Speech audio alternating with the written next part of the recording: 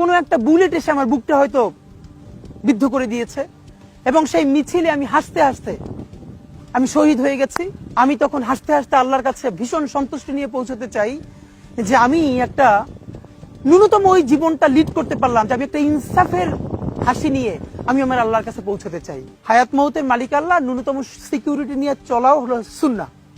কিন্তু আমাদের লড়াইটা হলো, আমার মা স্বাভাবিকভাবেই কান্নাকাটি করেন, আমার পরিবার সবাই। তো আমি আমার মাকে বলেছি যে দেখো, মানে আমরা যে লড়াই নেমেছি, আমার একটা মনে হয় কি কোনো রাজনীতিবিদের না বাসায় মৃত্যুটা হইতে পারে না, এটা কোনো ভালো মৃত্যু না।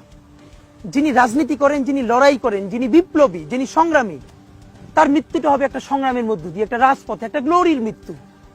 আমি তো ভীষণ ভাবে প্রত্যাশা করি, আমি ছোটবেলা থেকে এই স্বপ্নটা দেখি, অনেক জায়গায় বলেছি যে একটা তুমুল মিছিল হচ্ছে অন্যায়ের বিরুদ্ধে, সেই মিছিলের সামনে আমি আছি, কোনো একটা বুলেট এসে আমার বুকটা হয়তো বিদ্ধ করে দিয়েছে এবং সেই মিছিলে আমি হাসতে হাসতে আমি শহীদ হয়ে গেছি।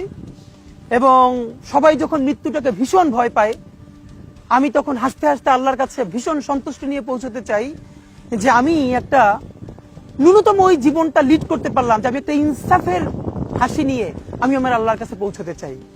সুতরাং আগামী 50 বছর বাঁচলাম, কোনো ইম্প্যাক্ট তৈরি হলো না আমারে দিয়ে, দেশের জন্য, রাষ্ট্রের জন্য, উম্মার জন্য, জাতির জন্য।